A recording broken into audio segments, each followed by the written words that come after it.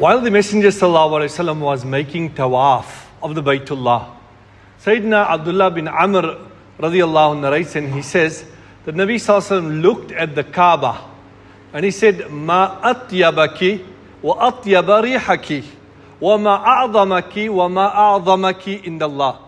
That how beautiful you are, O Baytullah.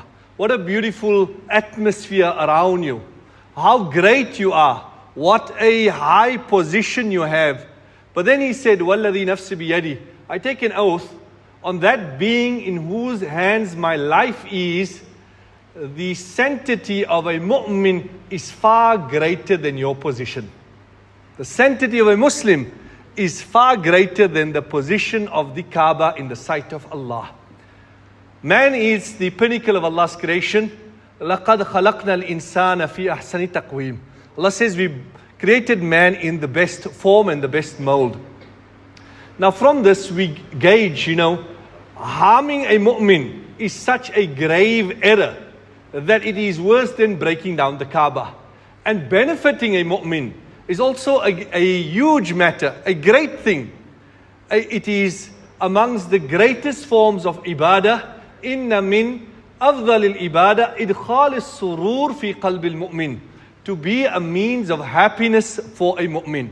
And one of the ways to do that is to be able to share in the happiness of our fellow Muslim brothers, our siblings, our children, our community members and the Muslim community.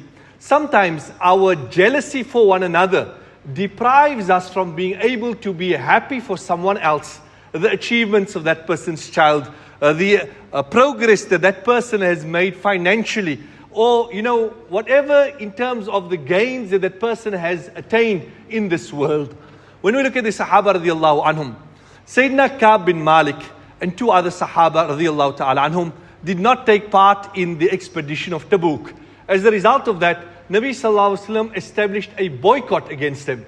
They were punished in this way.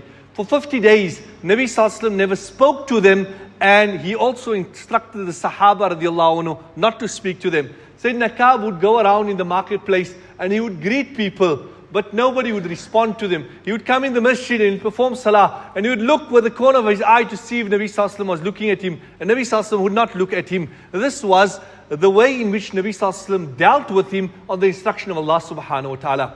But Sayyidina Ka'b and his two companions continued making tawbah to Allah subhanahu wa ta'ala.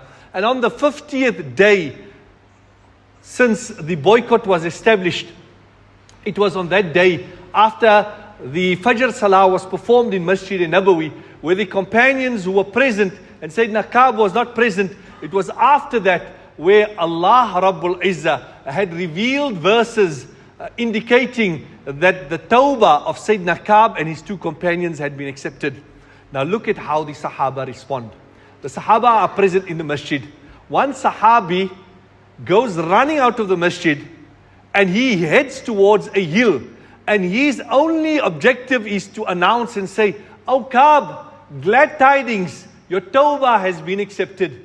The other Sahabi thinks to himself that by the time this one reaches the top of the hill and announces, I'll jump on my horse and head off to him and give him the glad tidings. So he heads off to him, and the news reaches Sayyidina Ka'b radiallahu anhum.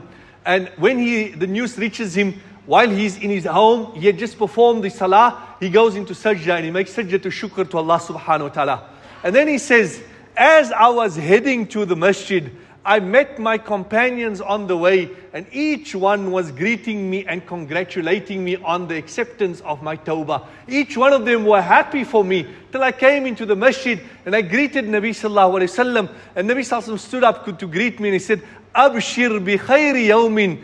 This is the best day since your mother had given birth to you.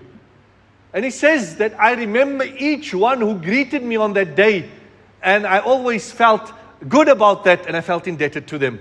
This is how the Sahaba radiallahu anhum were able to share in the joy of Sayyidina Ka'b radiallahu anhum. So part of the qualities that we need to be established as believers is to love for others what we love for ourselves. And part of that is to be able to be happy for the achievements of someone else. I cannot be happy that one's son is a Hafiz because my own son didn't make it. Or I wanted my son to be a doctor, he didn't make it. Now someone else's son is a doctor, so I feel jealous about that. We need to overcome that, and we need to be able to share in the joys of others. May Allah Rabbul Izzah give us the ability.